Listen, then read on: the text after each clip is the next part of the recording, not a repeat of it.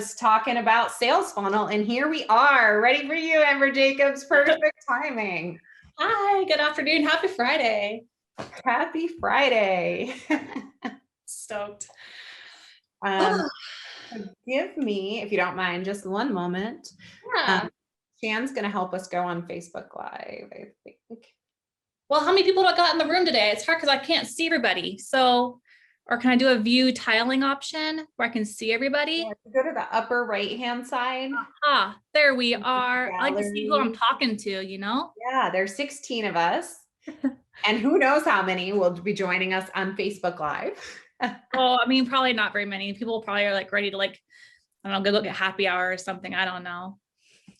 I don't know. We'll see. They can happy hour here too, now that we're in our homes, who knows? Happy hour in our own homes. Well, that sounds like fun. It does. Yeah, I was in a meeting last night. I'm in the need of some happy hour lately. I'm missing it all. Yeah. I was in this meeting till 8:00 last night, and it was really funny because around 6:30, people's beverages started changing colors. It was from white to pink to red. I was like, cool. Awesome. Well, yeah. Just 1 second. Shan's just helping put us on Facebook Live. I love your background. It is so beautiful. My office.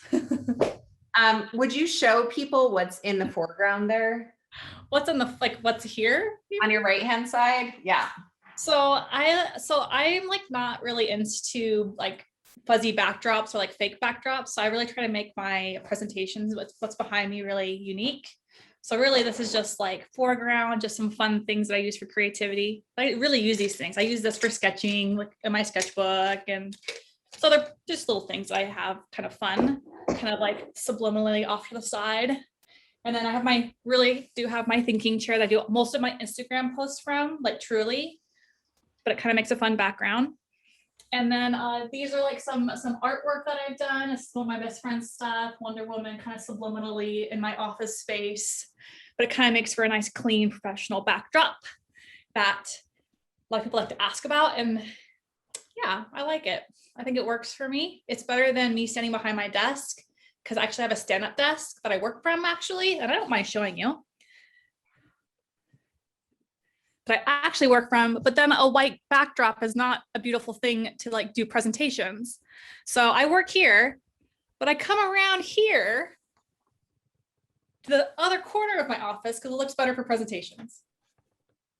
Awesome. We are having a little technical moment, so give me. Meg, you're sharing your screen, and it's called Selling Like a Pro, if you want to. Yeah, when I enter that.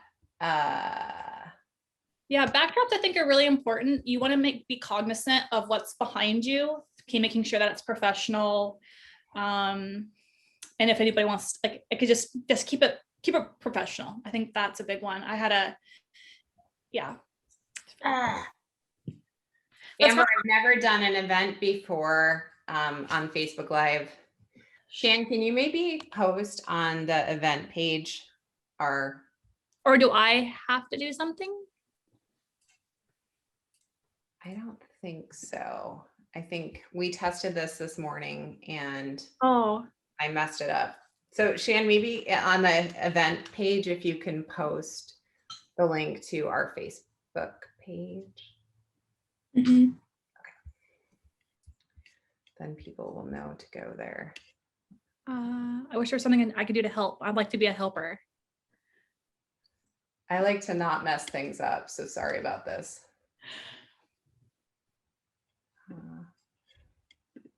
Oh yeah, another weird thing. I'm also really weird about having good lighting when I'm in a presentation too. So I have today, because it's extra special, is that I got 3 lights. I got my O light, my light. I've got my box light because I'm also a photographer, so I have all of this.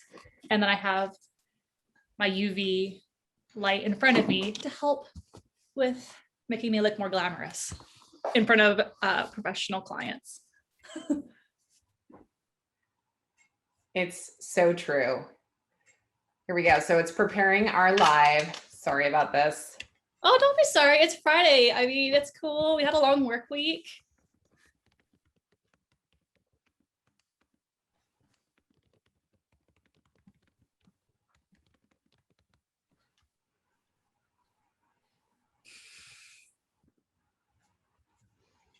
Mm-hmm.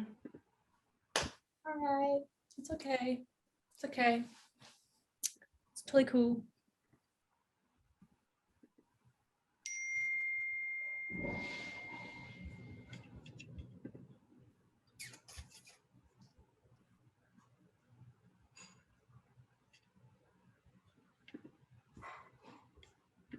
It wants to let me do things, I swear, and then it doesn't. It's totally cool. Amber, I noticed that you have that yellow chair. We should go around and all say like our favorite colors, or if that's your favorite color. Well, it's not necessarily my favorite color, but it's definitely a happy color. And that's like kind of a big thing about my brand. Like I'm amber, and amber colored is kind of like this mango yellow color. And so I just kind of own it. I used to like not want to own my brand color. Like amber is like this, oh, like the color, the stone. And it used to be back in the day in the 90s. It was like, oh, like Jurassic Park, like the stone that they all had for like the mosquito. And so I was like, oh, I don't want to do that. But now as I'm older and branding as a color and a recognition, I just own that, mango yellow and just own it for all it's worth. And so I kind of decorate my office in such ways because it's just, I'm owning it these days. And it's bright and cheerful. And if you know me, you kind of know that I'm like super positive and bubbly. And so it kind of actually fits. Yeah. Awesome. Well, we are live on Facebook with our wonderful guest, Amber Jacobs. And Amber is a Western Washington University graduate and a thriving business owner. She's got more than 10 years of experience as a design and graphics pro, and her expertise involves like customer empathy, getting to know her customers really well and serving them very excellently, logo, branding, print brochures, packaging, magazine ads, and trade show materials when we get back to those wonderful things. And she delivers engagement with driving digital for social apps and all things web. So we are so delighted to have you in today, Amber, to our entrepreneurship and innovation selling like a pro class, and can't think of a better match to help us get to know these things a little bit more deeply within design and entrepreneurship. So thank you so much for coming in today. Thank you for having me. I appreciate it. Happy Friday. Thank you for the awesome intro. I feel like I almost don't need to say anything about myself now. But my name is Amber Jacobs. I graduated in 2008 from Western's design program with a minor in communication. And I graduated during the recession. So it was a pretty kind of like right now-ish rough time to graduate. So I know about how hard it can be to find those first gigs out of college and kind of make something of yourself. So yeah, I kind of got started in the industry. I did a lot of dialing for dollars. I actually took an internship for a broadcast agency for only $500 stipend for the summer. And I commuted from Federal Way to Lower Queen Anne every day for 3 months without pay, just so I could get a foot in the door at a place that was good spot on my resume.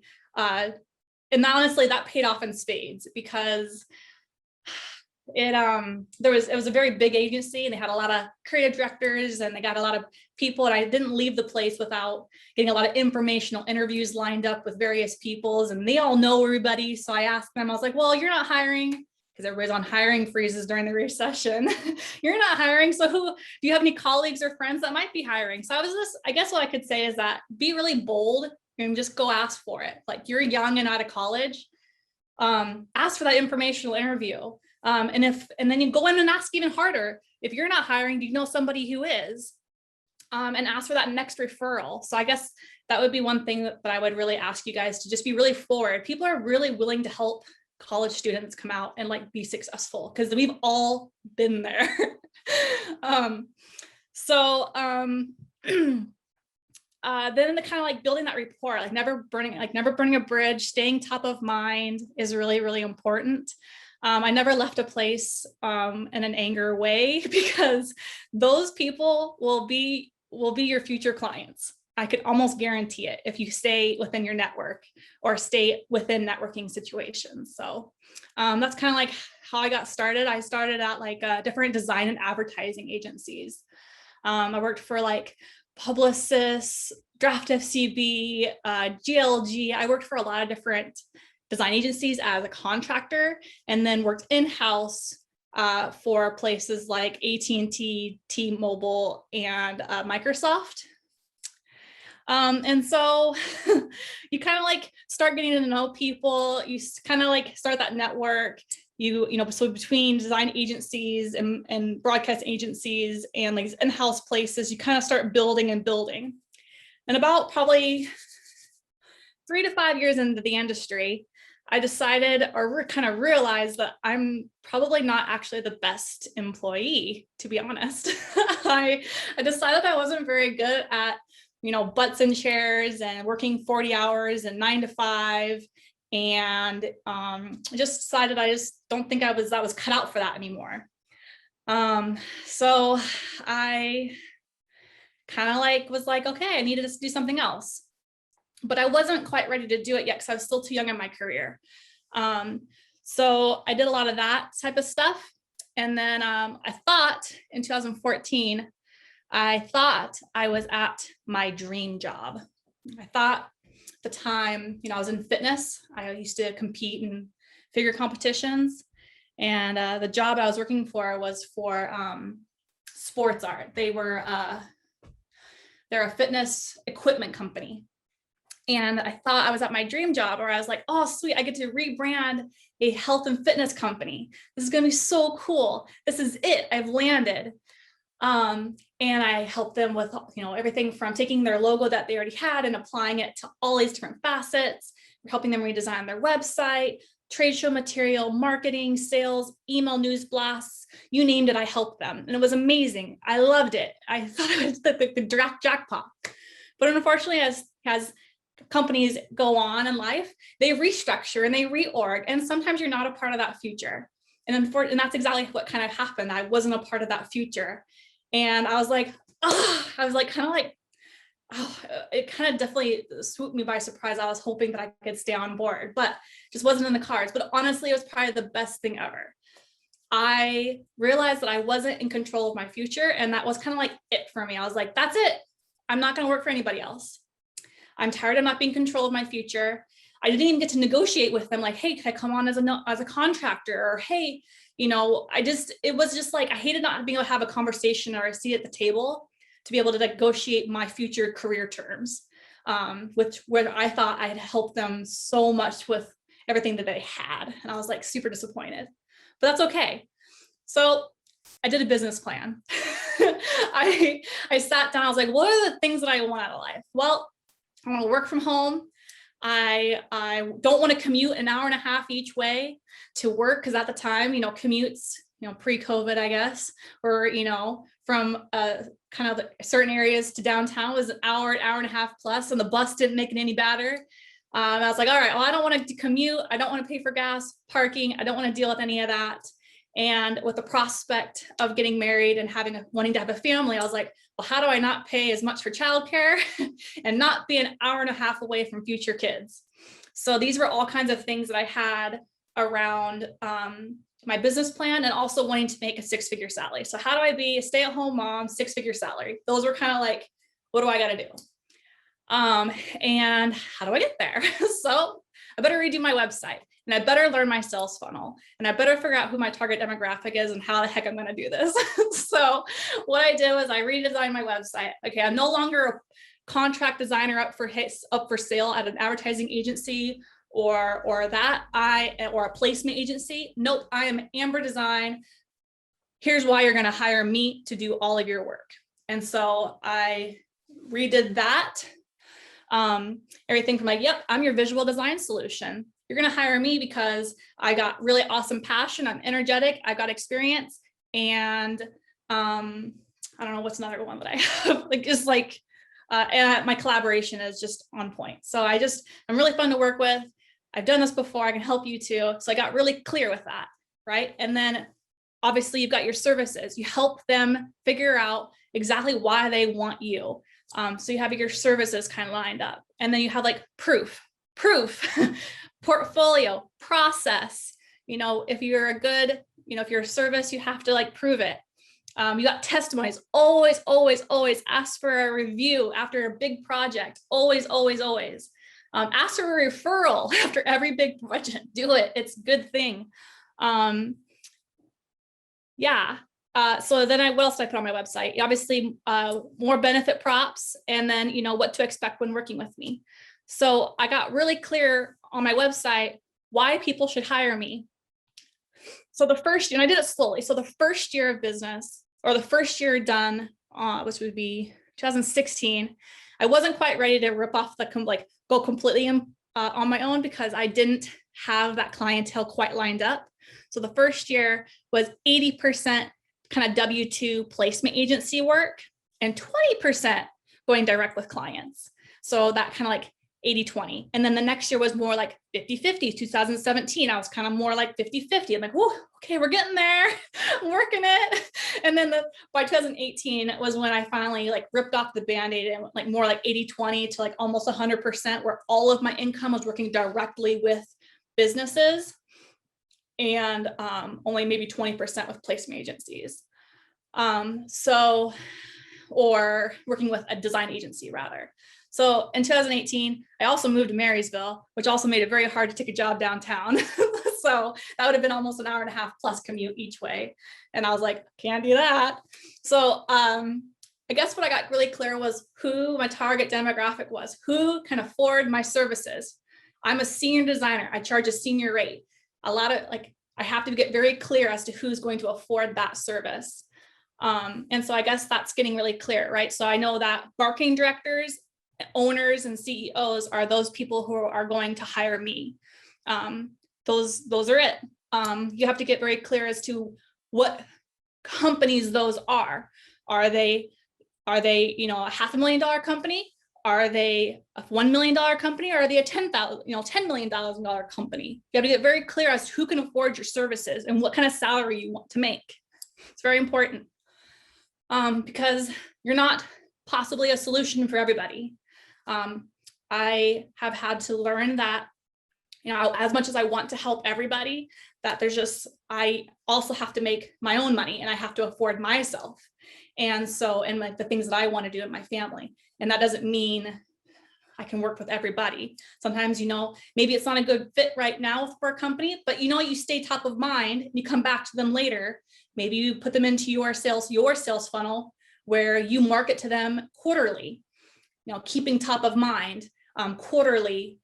So that way, maybe not this year, but maybe in 2 or 3 years, you might be a great fit for them, right? Because they've got their business built up, and now they want to afford senior rate services. So that's just one thing that I do too. So as far as like my marketing, I post on social, but I'm actually really big on LinkedIn, and LinkedIn's really great. And then I have my own marketing engine where like I'm posting on social, I'm posting on LinkedIn, but I also send out quarterly newsletters that include blog updates, that include portfolio updates, that whatever. And anybody who's inquired to me through email, they go into my MailChimp. So that way quarterly, they get a lovely little newsletter of me. And so that's just another way I stay top of mind. But that just means as a business owner, you've got your hands on a lot of things. And I totally understand that. Like you've got, your business development where you're trying to bring clients in and then you're, doing the estimates, but then you're also doing the work. And then you're doing the admin bit of it all and the taxes bit of it all. So you kind of have your hands on all 3 wheels at all times, which can be kind of chaotic and crazy. But it's probably like the most rewarding thing you will probably ever do. But it takes a lot of hustle, takes a lot of energy, and it takes a lot of passion because you have to really want it. One of the kind of like the funny things or random things I kind of told myself and my husband was like, well, here we go. I'm gonna launch it in 2018, went solo. If I don't make X salary on the year, Obviously, some months are high and some months are low, and as long as peanut butter spreads out, it's all groovy. But if I don't make X dollars on the year for the next 2 years, I will go take a job because I'm hireable. So just if you know that you're a quality service and a quality designer or a quality whatever you are in your industry, you are hireable. And so I was like, oh, if I fall on my face and don't make it, I'll go take a job. I'll go work for somebody else. But as long as I know I can do it, or as long as I like try, it's going to be okay. So clearly I didn't have to do that. So I was too scared of failing. I think it's what a lot of entrepreneurs have in their spirit is the fear of failing. They don't have it in themselves to do anything else. Like, this is it, game on, we're going. And I'm too scared to fail. I'm too scared to admit failure. I think is part of our souls. It's probably that competition in us that we can't help ourselves. The want to succeed and drive and be successful, that we just can't help it. So yeah, scared to fail. So that was probably a big driver for me, that I wanted to be successful in my industry. I wanted to work directly with people, clients, customers, businesses that needed branding, that then I could transpire and transform into the next thing. So I always upsell. That's another thing, upsell. So yeah, I did your website, I did your logo, whatever, but now I can sell you to the next bit. Now you need sales materials. Now you need emails for news, for email marketing. Now you need display ads to do PPC, paid clicks, paid ads. Maybe you need a trade show, not now because of COVID, but maybe you need trade show material. Maybe you need handouts. Maybe you need direct mailers. Direct mailers are kind of coming back again. So you always try to do the next thing. Like, okay, I finished this thing. Well, let me do the next thing. And you always try to upsell, right? Upsell, next thing. You try to help them envision what they need next, right? So that's always a good thing. Yeah, I think that's what I always try to do. And so now I'm going to talk a little bit about, I think, what I do in my estimates. So I think a big thing that sells me as a designer is I'm very clear as to what exactly they are paying for. I'm very clear on my process. I'm very clear on my deliverables. What exactly am I doing for you and when are they due? The process it takes to get there and all of that. Very clear as like round 1 or round 2, or first we're going to do this, then we're going to do this, and creating that kind of work back schedule on what we're going to do. So you kind of play a little bit of project management, but being very clear as to what you're going to do, when you're going to do it, and what are next steps. So I never just write an email and I don't leave my clients hanging. It's always like, all right, here's this. And next steps are, this is what I expect from you. Sometimes they got homework. And this is what I expect from me. And this is what we're going to do next, right? So it's always being very clear with the clients. I think one thing that a lot of designers have a little skin in the game a little bit is that they tend to be flaky and they tend to not be always so present and so on point. So I think as a business owner, it's very like kind of sharp and pointed and direct. So being very clear and concise is very, very important. Would be a big thing that I would say. So going back to that estimate. So you finished your estimate, you've told them your process, you've told them your deliverables, you've told them the investment. I don't say cost or fees. I use the word investment because they are investing in me and my service and what I offer. So I'm an investment to them because what I'm designing for them today, hopefully they will love and cherish for years to come, right? So this logo, this website, just not about this price, that is for this one thing, but they're going to use this one thing or this thing for the next 3 to 5 to 10 years, even sometimes. So I'm an investment and I'm going to help them make them their ROI and their sales on the year, because either I'm going to make them look the part in their industry, or I'm going to help them strategize and market to make them their ROI. So I'm going to make them their sales on the year. So it's very important that I also say the word investment. So it's a good thing, right? So it's another like nice little tip. And then once you deliver it, right? I don't just, here it is. I always send things that's like, yes, this is the, thank you for the opportunity. I look forward to working with you. I can't wait to get started. But I also send them like little links about like, yeah, here's a link about, 5 things to build your brand. Here is a video of myself. Here are some testimonies, so I don't just leave them hanging in an email like, all right, here it is. No, you like zhuzh that email and you make it look lovely and you make it feel good, right? Because you're asking them potentially for a lot of money. So you want to make sure that you got this nice proposal email that's more than just, here's an estimate for the work you require. Like, no, don't do that. Maybe give them some extra things in there, right? And then, you follow through. So you give them, maybe a week and give them a phone call. Hey, how's it going? Did you get my estimate? And, you kind of dig a little bit. Is now a good time to talk? Did you get it? What'd you think about it? What do you have any questions? What would make you pull the trigger? And I also, sometimes I get even more for it if I'm feeling pretty good. When would you want to kick off? You just kind of go for it. And, know your worth. Don't be like, if they pause and don't tell you why, it's okay. Don't need to like, oh, well, I'll do it for less, or, oh, well, so don't backpedal right away. Stay firm, know your worth. Like your value is your value, your price is your price, and that's okay. You're not going to be a good fit for everybody. So that's okay.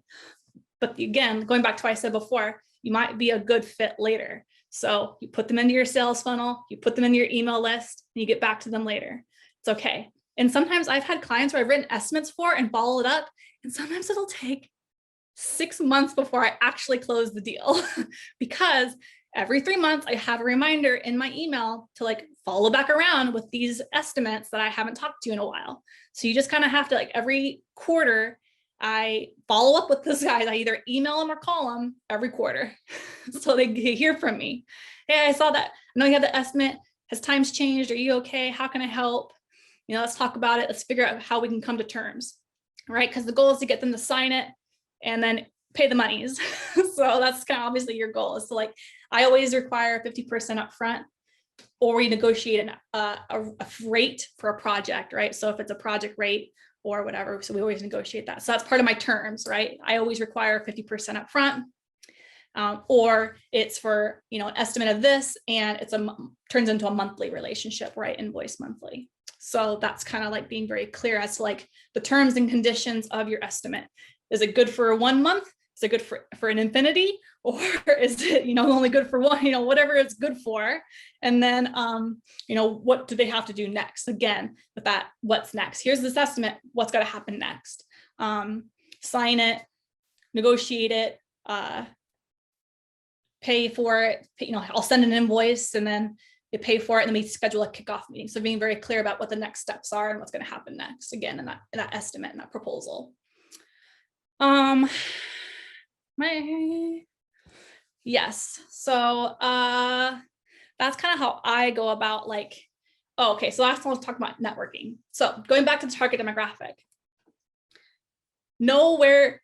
think about what they do for fun.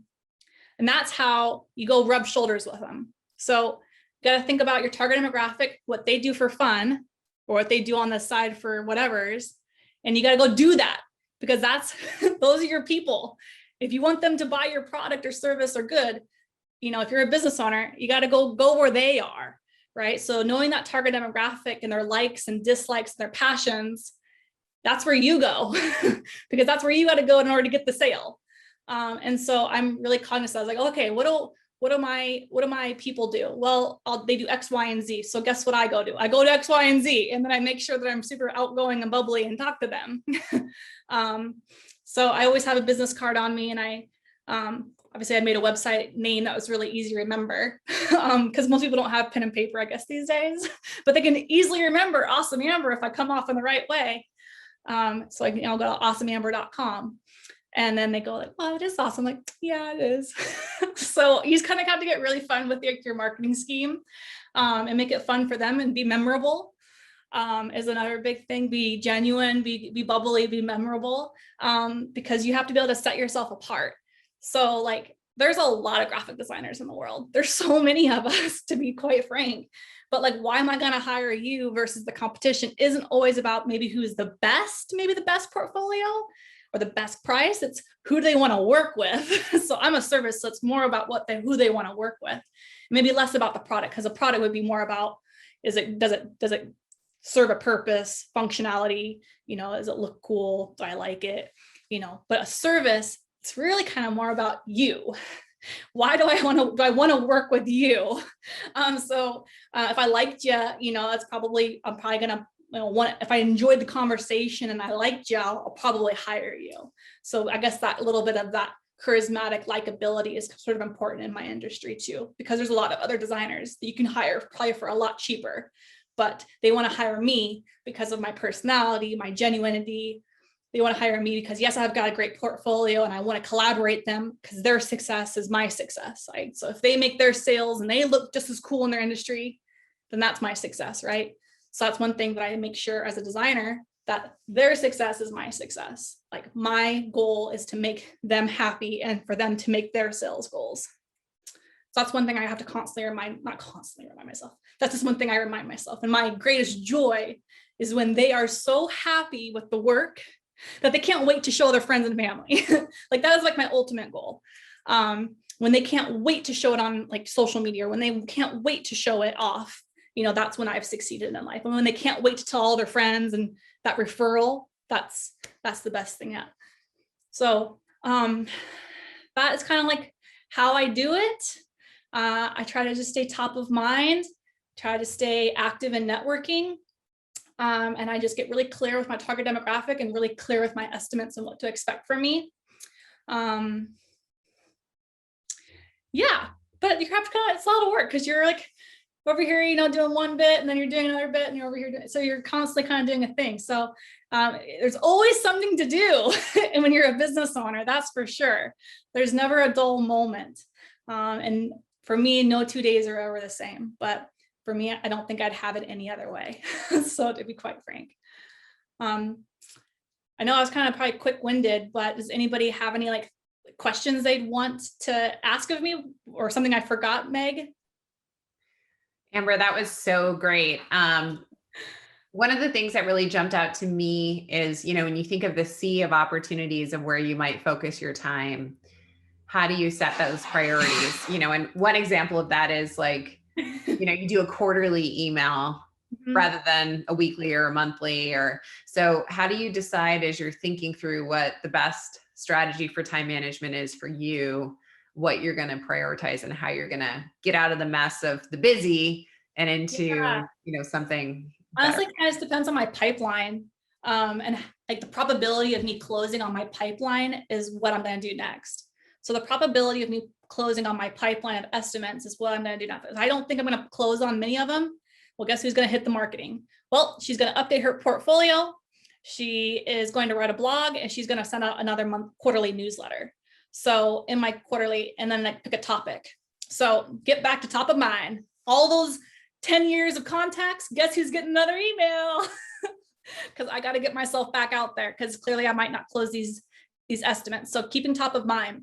It depends on like where I am. But if I'm like super slammed on the work, well, homegirl's got to work real hard because she's got to prioritize because she's got deadlines and client goals and meetings and things. And maybe I will spend less time on the prospect bit because I'm slammed. So I gotta work on work. But you still have to kind of like, you have to make time every once in a while. You have to follow up on those phone calls. So maybe you'll spend, you kind of break them down into thirds. So you kind of like, you got your prospecting, your working, and then your admin. And you kind of like have to like, I kind of jump between through the three buckets on what's priority at times. So it kind of like just depends on my pipeline and my estimates on what do I need to do next in order to be successful in the next 3 months. Because as a designer, I feel like I can only right now look 3 months ahead as to like what my sales are going to do. But just then you have to, as a business owner, you just trust that I'm good at what I do, and if you're good, they will come. So you just have to keep trusting in your work and your work ethic that kind of like, if you build it, they will come. Sorry, the field of dreams moment. Okay. But you have to keep that hustle, right? So you have to keep keep out there. So if you can't, you have to tell people about it too. So yes, you launch your website, but now I got to tell people about it. So I guess I'm constantly telling people that I'm doing what I'm doing and this is what I offer and this is why I'm better than everybody else. Awesome. Let's jump into some questions. What comes up for y'all? Yeah, I have a question actually. So I really liked how you talked about you want to sell yourself, especially in like a super concentrated market like graphic design. And you definitely seem very outgoing and like fun to work with. So I was curious if you've always been like this or if it developed over time or if you have like tips for us to sell ourselves. Well, I feel like I wasn't always as confident as I am now. I think obviously it grows as you mature. But I feel like I was always pretty forward, like even out of college, but I didn't really realize I was good at it because I just randomly would just ask for informational interviews. Like no one really told me to do that. And I always like, okay, well, you're not hiring. Bummer. Who else is hiring? So I guess I was just, maybe I had it in me all along, but I didn't realize I had it there because I was always like, I just always had that hustle mentality. And maybe it's because I've always had a job since I was 15 or I don't know, I just always had to figure it out. So I don't know. I guess I had that forwardness sort of all along. Like I make a goal. This is what I want. And how the heck am I going to go get there? And I just go for it, I guess. But I feel like the confidence in my work obviously doesn't come until you prove it to yourself a few times over. So I guess that's kind of where that bit comes from. But as far as like probably that entrepreneurial spirit, I might have always had it being an athlete and competitor that I am, but I always wanted to like strive for excellence and like, strive for that, thing that you really want. So I guess the dialing for dollars always came natural to me. Like back in the day, it would have been like, okay, Mr. Creative Director, or okay, Mr. I don't know, design agency. So we had HR people back in the day. So like Mr. and Mrs. HR person. Here you remember me? I'm looking for work. So I guess I was always like this weird hustler that would like always call all the HR directors at all the agencies, or I'd call all the marketing people, or I would just kind of be this like little pest until I got a job. And then for some reason it always worked. So I just kind of stayed at it and eventually it worked itself out. And I guess I brought that sort of young mentality into like my business setting of like, well, they'll come back around. I'll see them in 3 months. It's cool. Thanks, Krista. Yeah, thank you. I got a question. I want to know, does the character of a company outweigh the profit to you? Yeah, I mean, because like I care about what people think about me. Obviously, I can't help myself. So I care about what people think about me in my business and what I do. But I do like to make money. I wouldn't be doing this if I didn't like to make money. Well, not you. I'm talking about like the business. Like maybe you get there and you don't like the way that they operate. Maybe the character. Sure. But it's a massive amount of profit to you. Would you? Oh, in that way. No, I don't like to get involved with businesses I don't feel inclined to, and I'll kind of politely bow out. So if I don't jive with a company, it's like I'll either give them a referral to another designer, or it just kind of depends on the situation, right? So I haven't really come into that too often, where maybe their business practices or ethics or products aren't up my alley. But I would tread lightly and politely do it because you never want to burn a bridge. Anything more pointed about that question? Is there like an example that you have? It seems like you might have an example that you're kind of. No, that was, you covered exactly why, because you said never burn a bridge. But I was thinking like, how could a company not take it personal if you didn't want to work with them, but you didn't like how they operate? Never say it that way. If a client, you kind of pick up what they're throwing down. You maybe that something rubbed you wrong in a meeting. They said something out of turn. I was like, I don't like that. I don't think this is gonna work. You just kind of have to like, well, I really appreciate the opportunity. Either you can say, unfortunately, I'm too busy right now. I can't take on this work. So you just kind of white lie it. I'm too busy right now. And here are some referrals if you need someone right now, or, you kind of have to figure out, there's a couple other ways I do it. I'm on the fly right now. So there's some other ways that kind of politely like, thank you for the opportunity. Unfortunately, I don't think it's going to work out right now. I wish you the very best in the industry. cheers. You know, you kind of like have to like bow out politely. Because again, maybe it's a musical chairs of Seattle, right? Everybody always moves. That's one thing I learned about Seattle and like this industry.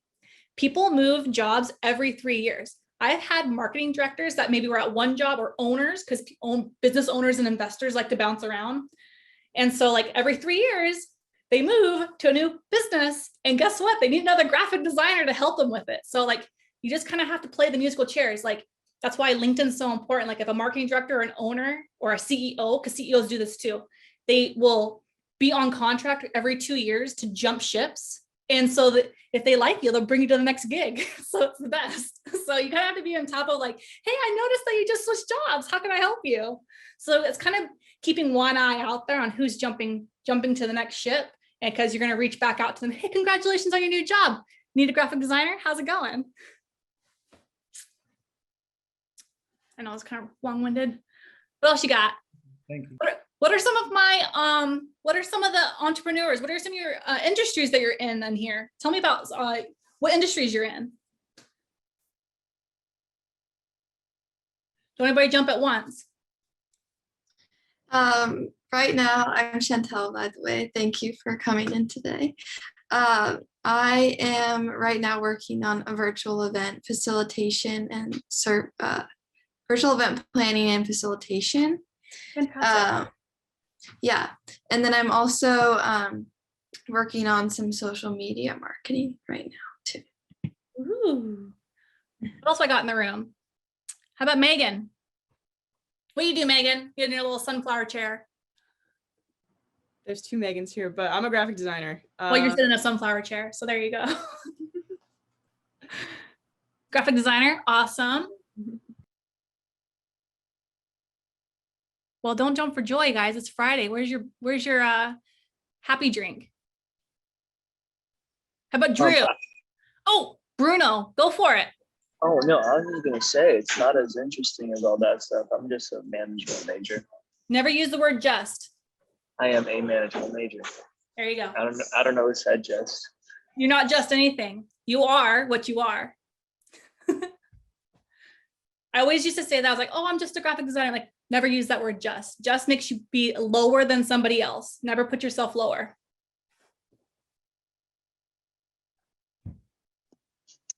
Hi, Amber. I'm a. Oop. Hi, Megan. That's why we're all quiet, because I think if we start talking, we're going to talk. Go for it. Yeah. Sorry, Meg. I'm a communications specialist, focusing on urban planning and community outreach and engagement. That was a mouthful, but I loved it. Yeah, I cut a bunch of words out. Thank you. Thank you. How about you? Was it Aiden? Come on, Aiden. I'm still figuring stuff out. Get out of here. Come on, you're almost done with school. You could use those 30-second pitches that you created for today. Dress rehearsal with this. You gonna try again, Aiden, or you're gonna bow out? Yeah, I had some notes. I guess I could do that. Sure, why not?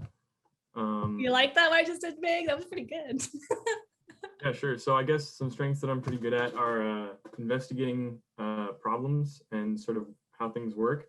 I'm also pretty good at new processes and new ways of thinking. Those things kind of excite me. So I originally started out as a graphic designer, but I think I'm going to move a little bit more into the entrepreneurship direction. And I feel like I'm pretty good at recognizing things in others and selecting their sort of individual skills to make up a group. So actually, I had a question about the graphic design. Sorry. One thing I need to work on is my breathing during. I forget to breathe all the time. It's cool. Yeah, I made a problem-solving entrepreneur with kick-ass design skills. Yeah, but sorry, I put it in the chat here. I hope I'm not taking up too much time. But as a freelancer, I know you're working maybe as a one-person studio. Do you work with other people to get like better feedback or strengthen your process?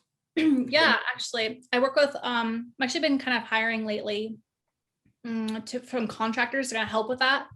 kind of like some of my overflow. So I do that. So I got other colleagues in my industry that sometimes I float designs off to because I like that collaborative spirit. But one thing I do that's probably most important is that I have like preferred vendors. So like I kind of stay in my lane. Like I'm a graphic designer and I stay in my lane, but there's other people in the creative industry.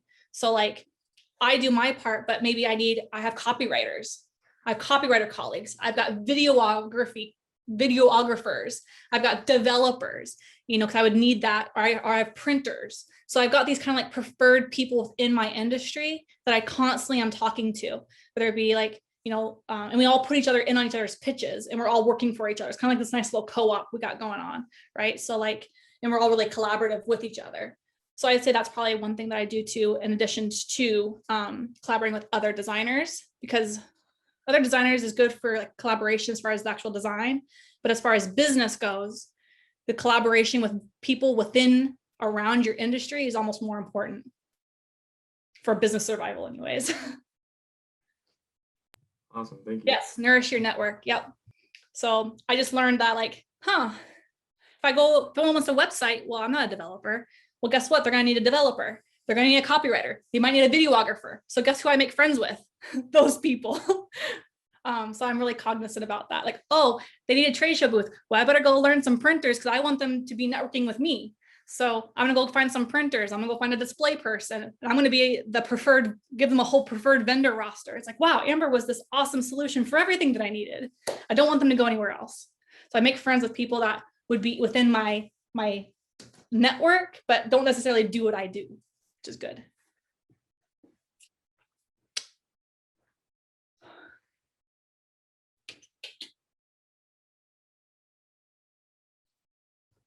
Geez, don't all talk at once, guys. I know it's a long week. Megan, I'm going to punt it back to you. Okay. We're punting. Megan has done a number of amazing projects within our program that have helped to launch other people's ventures. So, Megan, what type of questions might you have for Amber if you were to move this next level into the free and open wild market out there? It is free and open and wild out there for sure, Meg. So I definitely am still kind of learning. So I'm graduating in the spring, for context. And so I'm still kind of learning how we talked about this kind of last week, but not necessarily knowing your worth, because I know that I'm worth stuff, but pricing yourself, especially in the graphic design industry, because there's, like you said, that you charge a senior designer rate, but there's, I don't know, there's such a wide variety of okay, well, I charge this and I specialize in this and I do that. And so I was just wondering kind of how you sort of established yourself when you were kind of, fresh out of school, starting it out. I don't know, I feel you just kind of take shots in the dark, almost, and I don't want to shoot in the dark. Well, it's kind of hard. Do you want to do the agency route where you want to be work with a placement agency and be placed at a Microsoft, you work at an Amazon or a design agency, or are you in this because you're an entrepreneur? You're nope, I'm going full board, independent, all me. So I kind of here's my sort of plan. So I kind of want to start out working at a design firm, just to kind of establish, not necessarily establish my, I don't know. I want to work with kind of learn from other people, sort of, rather than just I don't know. No, it's a great way to learn the process. And agency life can be woo, crazy and awesome, and it's really good. So I definitely recommend, just for funsies, go try it out. Yeah, I definitely want to learn more about the industry, kind of through I don't know, not necessarily get my hand held, but also I don't know, learn more about working with professional clients and stuff. Obviously, because right now I'm working with little baby clients, startups, and so, which is awesome, super fun, love it. But I really kind of want the opportunity to sort of learn about both ends of the spectrum. It's good to have agency experience. A lot of people always put that in the job description. Agency experience is kind of a nice, I know you learn a lot in the agency world. You learn all the different pieces, right? So you've got account managers, you got art directors, project managers, and then various levels of designers, and learning those sort of rounds of review and multiple clients at the same time. And how to juggle many clients or many projects, and then working with, yes, a copywriter or an art director or an account manager or a project manager. It's kind of good to learn all those facets in the agency world. But I think as far as like going back, I'm gonna give you one fun tip for all you people that are going entrepreneurs. Here's a fun tip I learned along the way that I wish I would have learned a lot younger. Ask this question, then you know kind of how the revenue is. Ask them how many employees they have. That'll give you and then you kind of average. This is how you figure out their revenue. You ask them how many employees they have. And then if they make on average, you kind of figure out like salaries. You say, okay, well, I think that this industry, everybody's making 70K a year. Well, that means if they tell you they got 7 employees, well, that means ballpark, they're making X million dollars because that means they can afford that many employees. And then obviously they've got X for capital or X for whatever else. Labor is the people's biggest cost when it comes to labor, comes to cost for business. So I wish I would have asked that question a lot earlier. How many employees are you? And then that way you kind of know what kind of revenue the company is making and if they can afford you. Awesome, thank you. Sneaky, a little sneaky question. I got a question. Go for it. How did you struggle the dichotomy between knowing your value, but yet trying to put yourself in position to be successful? Like, you know, like, because you said you did some things for free for some months. So how did you struggle? Like how did you get through that? Oh, sure. I said I worked for free as an intern way back in the day during the recession. I would never do that again, but I had to do it back then. Oh, that sucked so bad. So how do you do it? So I guess, I mean, obviously I needed to build those portfolio pieces. As a designer, I knew that people hire me because of my portfolio of work. So I know totally, I was much cheaper 5, even 10 years ago. But as I've built that book of work and I've really fine-tuned my process and my experience, I know that now I can charge what I want to charge because I'm also very, very focused on the target demographic that I have, and know that they value high American wages. And if they don't, they don't value high American wages, then we're just not going to be a good fit. I think as a graphic designer, they think, oh, you're just an artist. You just kind of whip it out. I'm like, that's nice. Not really, but that's cool. So if they think of you as a service of sorts, then rather than a valuable player to the game, I kind of keep walking. So I kind of just figure out kind of how they feel about my industry. They think, oh, you're just a graphic designer, or, oh, just an artist, then we're just not going to be friends. So I just kind of get very clear as like, do they find me very valuable, that I'm going to make them money because they know that what I'm going to do for them is going to make them look good in their industry and help them make sales. And I'm a valuable asset to them rather than just a graphic designer. See that word just in there? Don't ever wear that word just. If you hear that word just, keep marching. Was I answer your question, or do you want a little bit more? Oh, that was great. Thank you. Okay, sorry. I'm like trying to make sure I answer it because I kind of get like off on a tangent. How about any books or podcasts that you've listened to recently or watched? Or yeah. Books or podcasts. I'm really bad at this game. I actually don't really make time for it. I wish I did. I have a whole repertoire of like podcasts and books I want to read. But then being a business owner and a mom and a good friend and an awesome, family member and all these things, I don't make time for reading or podcasts. I only make time for podcasts. I'm only time I made time for podcasts is when I was traveling to and from client meetings, but because we're not doing that anymore, I don't ever listen to a podcast anymore. So it was always my road time thing. So sorry to disappoint you. You mentioned a couple times like the importance of knowing your target demographic or your target customer. How did you go about narrowing down that? Like, what was your process for narrowing down your target? Yeah, so I had to think about who's going to hire me. Who do I want to hire? Who do I want to work for? And I realized that people that are going to hire me are marketing directors and business owners. That's who's going to hire me as an independent. And so I got to market to those guys. How am I appealing to those guys? And so that's who I target. Because at first, I was like, oh, I want to be a designer for everyone. And that meant everything from small mom and pops to mid-level companies to enterprise. And I realized that enterprise, if they're a big enough company, they can hire their own graphic designers, team even, because they've got enough money and enough revenue that they can, why would they hire me when they can hire a team and, you know, they got it all internal. And a small mom and pop, they're probably a solopreneur like myself, but they probably don't want to afford my senior rate services. I love them, feel for them, but they're not going to be my bread and butter because they can't hire me for lots of hours and long projects and ongoing.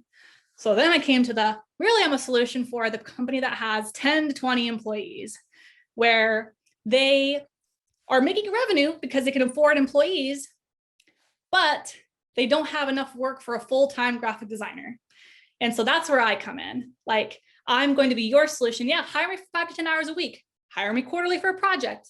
I'll come in, I'll save the day, I'll make you look great, and I'll see you in 3 months. So I'm a great solution for a company with 10 to 20 employees that they have enough revenue for, like maybe an HR person.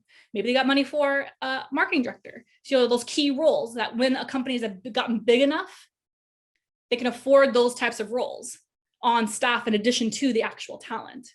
So if they have those types of roles, that means they could probably afford my services, but they don't have enough for a full-time gig. So that's why I've got multiple clients in multiple different industries. And maybe I spend only a few hours, a week on each one, or they just call me when they need me. So I'm that solution for those types of companies where they don't want to afford a full-time designer, but they come to me when they need me. Great, thank you. Yeah.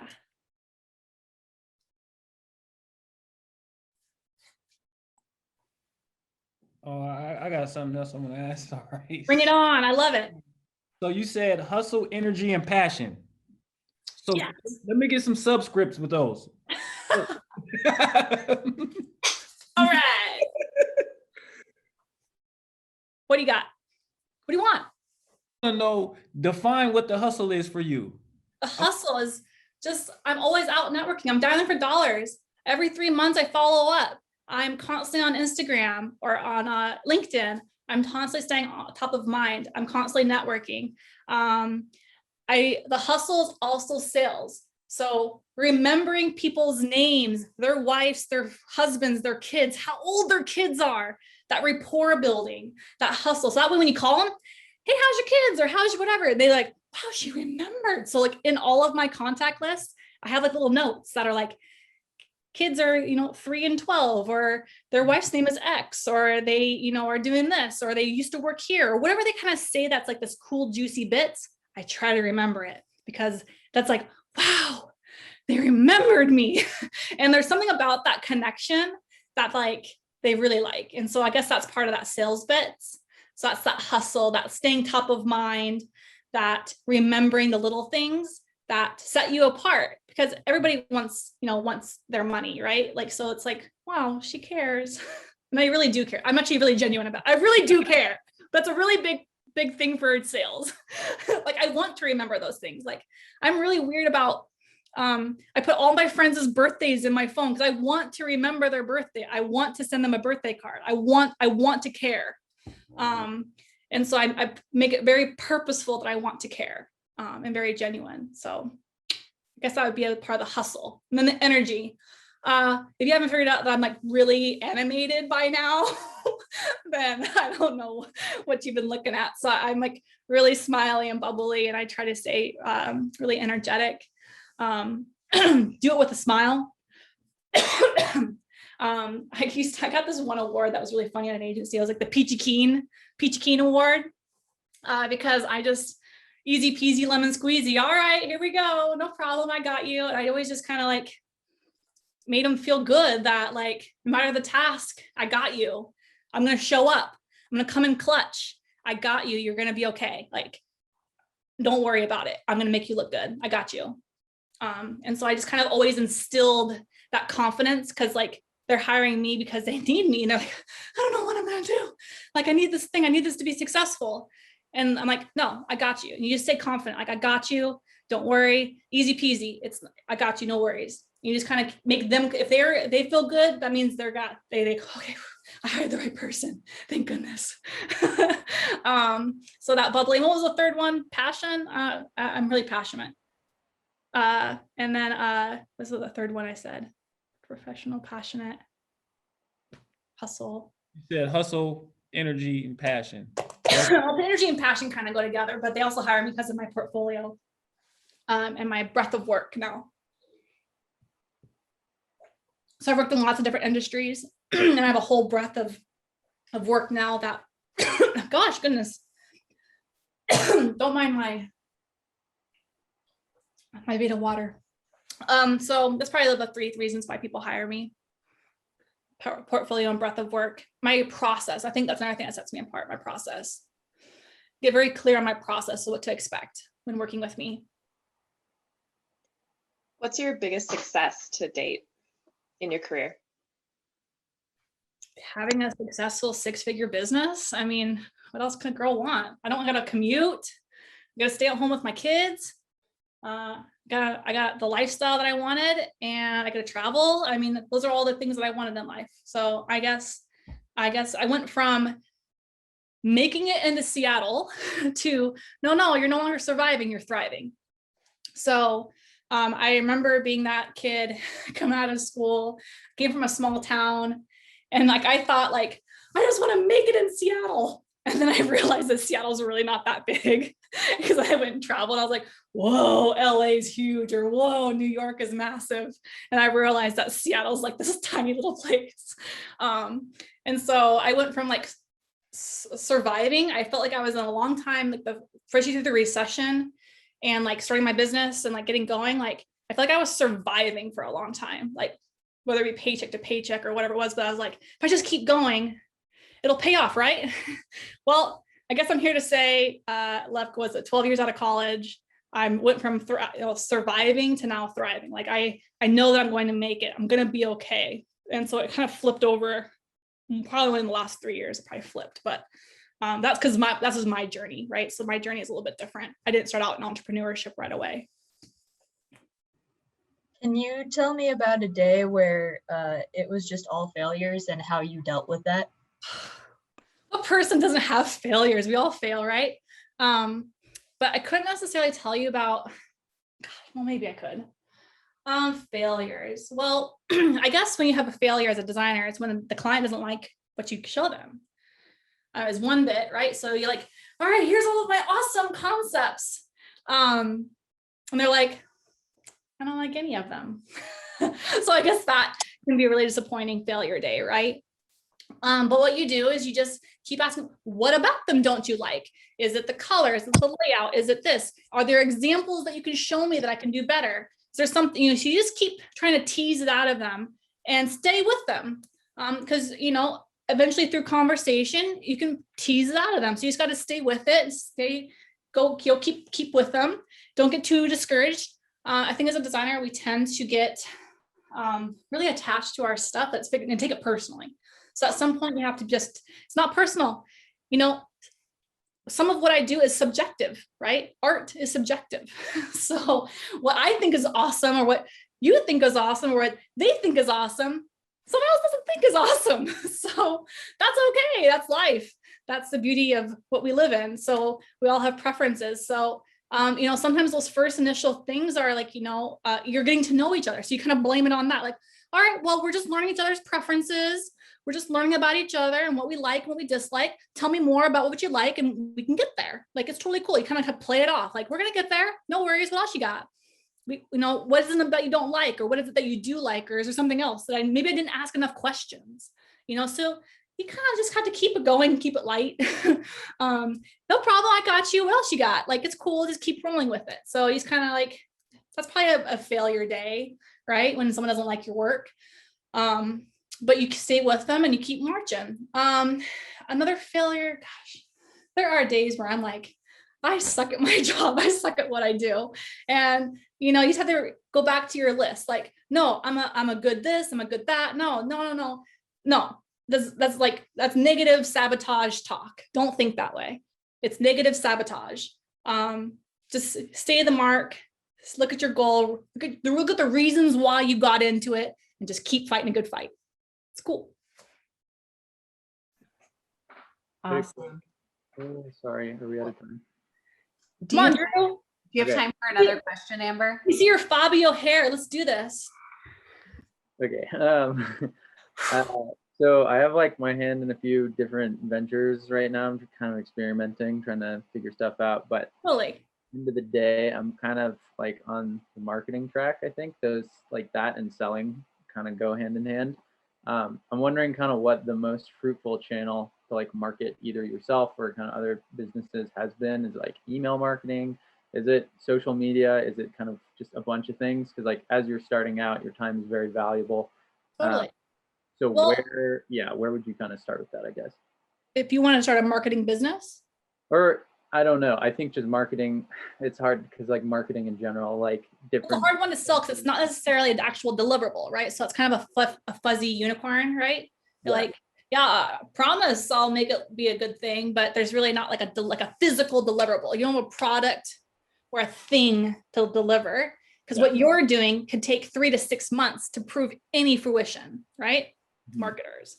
It's a hard one to sell. So I guess for you, you have to decide maybe it's an industry you like the most. So maybe niche it. You could start out in the niche category like, well, what do I enjoy the most? And I'm gonna go try to, be a marketer for those people because I'm good at this or it's my hobby. I know the best. So you can niche it, or you can focus on, like, I want to make X salary. Screw it. I'm gonna go for these types of people because they make a lot of money and I want a piece of it. Or no, I got a passion project and I want to work for nonprofits and I'm over here. So it kind of just depends on, what's going to make you happy, what's going to make you fulfilled. Are you going to you want to be in your niche with like, other people that do what you do and you want to help them succeed, or, you want to go over here. So, and then as far as like types of marketing, gosh, I think it doesn't really matter because it's all about your target demographic and what the company is selling to or who. And so that's really the end game of like, well, if you're selling to X, Y, and Z person, well, that means that this and this and this would be successful for them. Or you're targeting to this demographic, well, X, Y, and so you kind of have to like turn up the knobs, and customize it for the target demographic. So really what it is doesn't really matter the facet, it's the target demographic that matters. Because how I target to a younger person versus the older person are completely two different ways. So I guess it just kind of depends on what you want to do. You want to go for somebody else? You want to be in-house? You want to go for an agency? You want to go all in on your own? I support all three. Go for it. But is that your question, or you want something else out of me? No, that's great. Thanks. You're welcome, Drew. This was so awesome. I know you've got to get off to your next commitment, but what a joy this was for us. Yeah, I hope it was, hopefully it's, solidifying what you're learning in class. And I guess I'm like, hopefully like living and breathing my like childhood dream, right? So like I was this little artist that wanted to make it in the city of Seattle. I feel like such a child, but here I am to say 12 years later, I'm no longer making it, I'm now doing it, I'm thriving and surviving. So took a little while to get there, but I had some recession bits to get through, but here we are, I'm here now, I'm doing it. So yeah, it was a good journey. I think everybody's got their own journeys of how they do it, and there's no right or wrong journey. But the goal is that, you just kind of keep your eye on the prize, like what's going to make me fulfilled, what's going to make me happy. And you keep striving for that. I think reprioritizing those reasons why you do it is what's good for us all. Awesome. So let's go around and say one or a few words that jumped out to us about our time today with Amber. Tate. Optimism. Awesome. Chantel.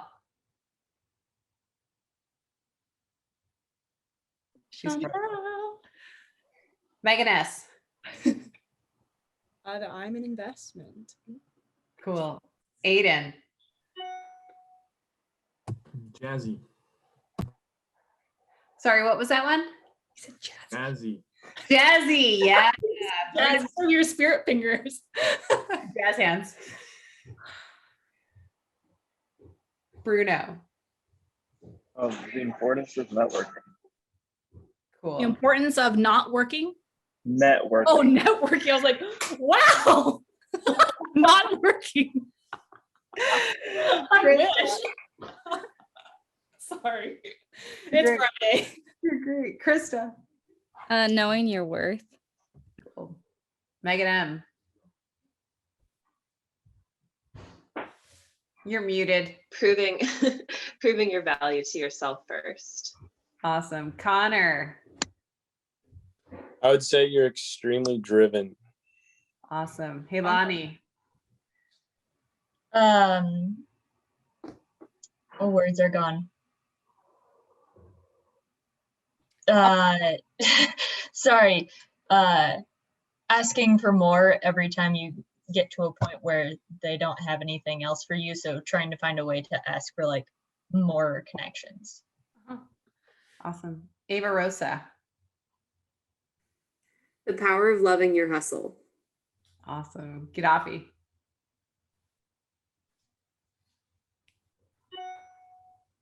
Being bold and controlling my future.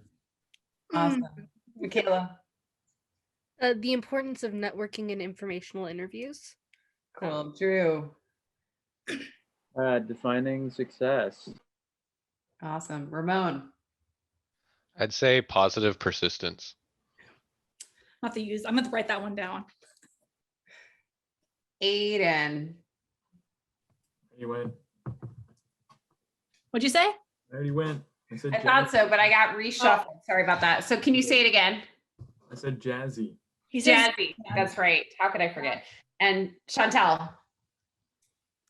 Pushing the limits and following your passion.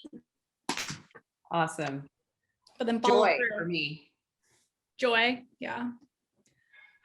Cool. And back to you, Amber. Thank you for today.